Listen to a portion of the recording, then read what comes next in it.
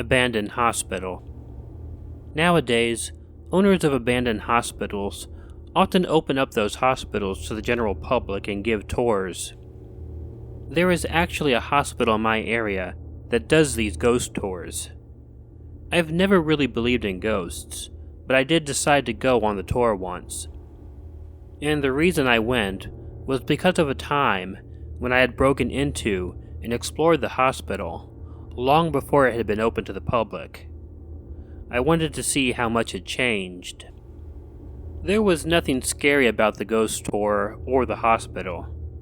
It was cleaned up, windows removed. They kept the lights off, so your eyes would play tricks with your mind just a bit. Other than someone who was truly looking to find a ghost, I can't see why anyone would find this scary. When I had broken into the hospital property a couple decades before, it was much different. There were still lots of windows, although many of them were broken. The lawn was not very well taken care of. In some spots, there were weeds that were even as tall as I was. But the point just being that it was a lot different. But if the outside was different, it was nothing compared to how different it was on the inside. The rooms and hallways were filled and littered with all sorts of junk, such as old equipment and garbage. The interior of the hospital was pretty large, but we had a lot of time to look around in it. We didn't see anything inherently spooky or scary though. I mean, don't get me wrong, simply being in that hospital was pretty creepy. You know, we probably spent a good 3 or 4 hours in that old hospital, wandering around the floors. It was when we noticed that waiting much longer would send us home in the dark, that we decided to finally head on it. Again, I really don't believe in ghosts, so I wasn't too surprised that we hadn't seen anything. When we were leaving the hospital, we simply went out the back door. It wasn't locked, nor was it stuck closed or anything. We were about to head back, through the trail in the woods that we had been on. We got to the bottom of the steps, and I don't know why, but I turned back for some reason. My buddy looked back too. I think we both heard something. Looking at the door, we saw it about a foot open. A very tall, pale man was standing in the doorway. He was looking directly at us, and all of our eyes met. Then, the man slammed the door closed. So much went through our heads right then, but the main thing was that this man was inside the hospital. That meant he was in there the entire time that we were in there. Further, he must have been near us a lot of the time because he was right behind us on our way out. Finally, he likely wasn't a security guard or something like that, because he didn't do anything to try and remove us from the hospital. He simply stared at us both and slammed the door. We ran. It was the only thing to do. We didn't think he would come after us. I mean, why would he when he went back into the hospital? But still, it was freaky, and we were young and scared, so we took off. When we came back later for the ghost tour, we waited to see if any of the ghost stories would be about a tall and pale man. But they weren't. Well, even now, none of the ghost stories about the place seemed to have anything to do with the man we saw. This just tells us that whoever this guy was, he was just living there or doing something else. I don't know. I'm not sure if I ever wanted to find out or not.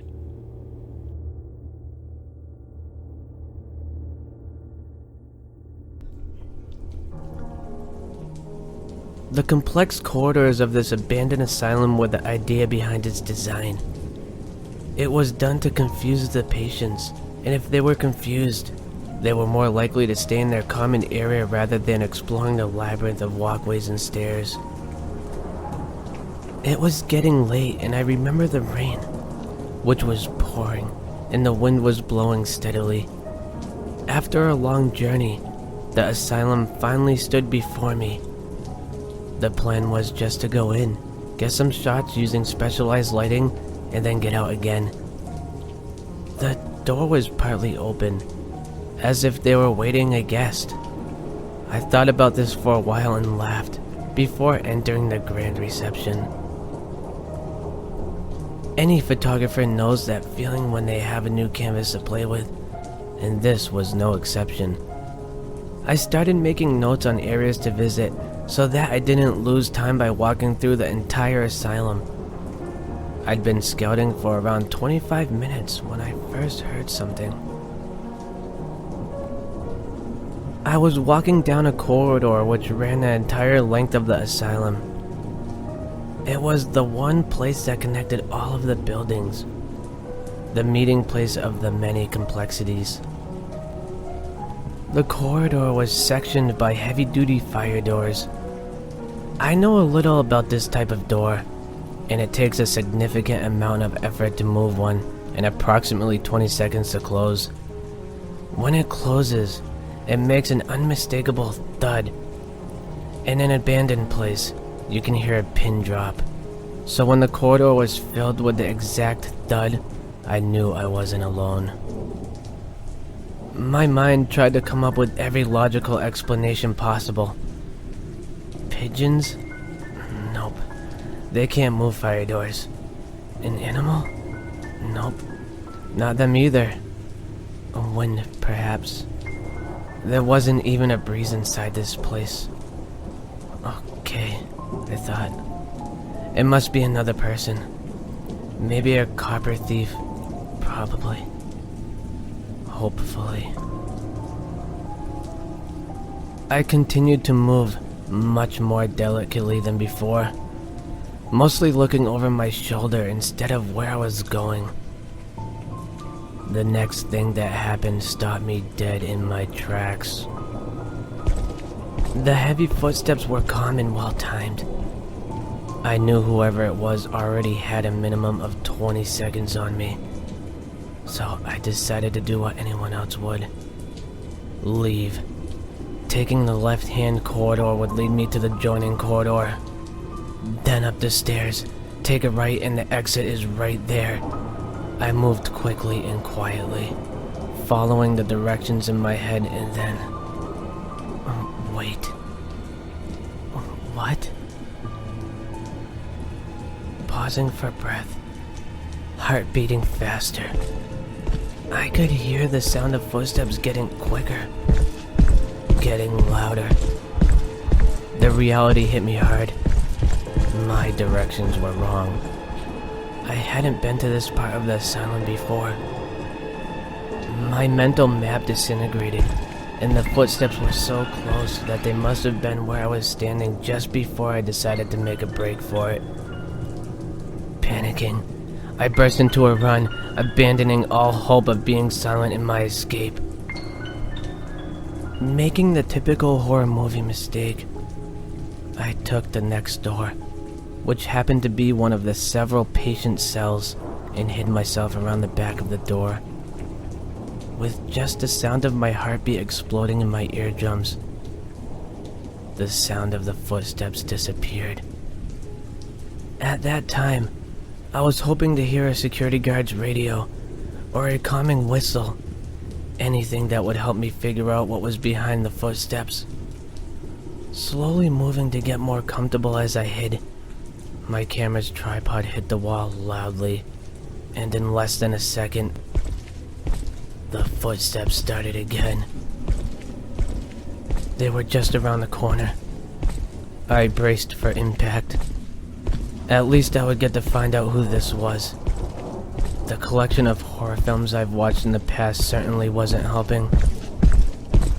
I listened closely to every single footstep, and whoever this was now standing outside the door of the cell I was hiding in. With one eye peeking through the door gap. I couldn't see him yet. What was this? They began to walk away again, calm and steady. The corner muted the sound, They must have gone around it. My desire to find out what had been following me wasn't as strong as my desire to stay safe in the cell.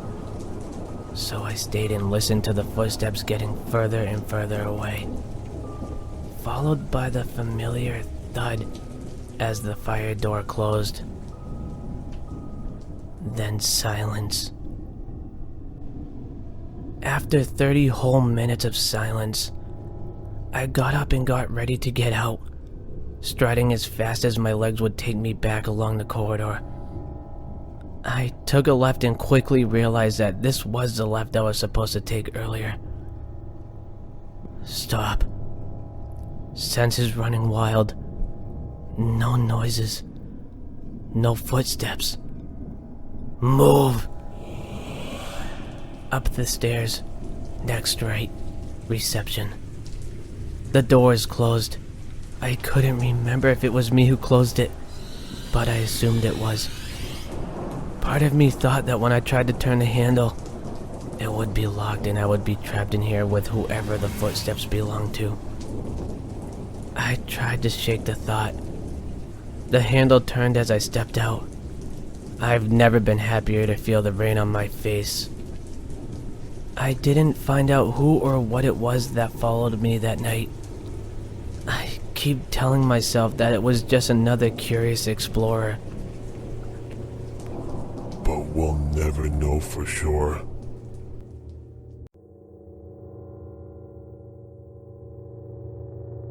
One night, my girlfriend and I were walking through the suburbs of Dublin. A truck stopped and a guy hopped out. He was acting all friendly and asking for directions, and he sounded Dutch. Something struck me as odd about the whole thing and it set me on edge. It seemed like he was trying to distract us. All of a sudden, out of the corner of my eye, I spotted another man. He had climbed out of the truck on the other side.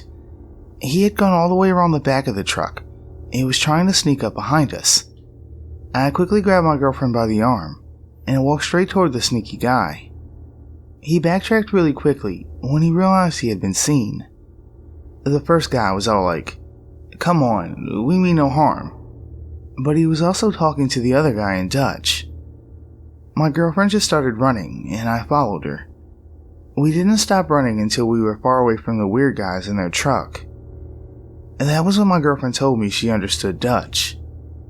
What they were saying to each other was, "This isn't going to work. Let's go."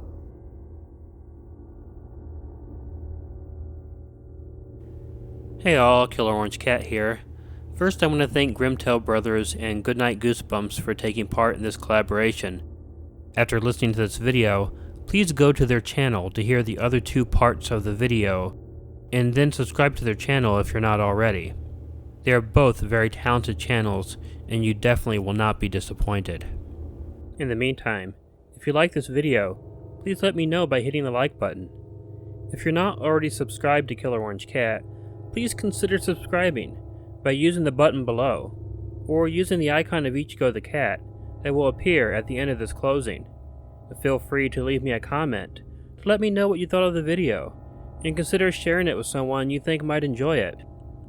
You can always follow Ichigo and myself on Facebook and Twitter, using the links in the description. If you have a story you'd like narrated on Killer Orange Cat, please feel free to submit it to the address provided in the description. My main requirement is that the story is original, meaning it has not yet been read on any other YouTube channel. And please, whatever you do, don't forget to make sure to check in your closet and check under your bed, because you never know where Killer Orange Cat might be hiding. Good night.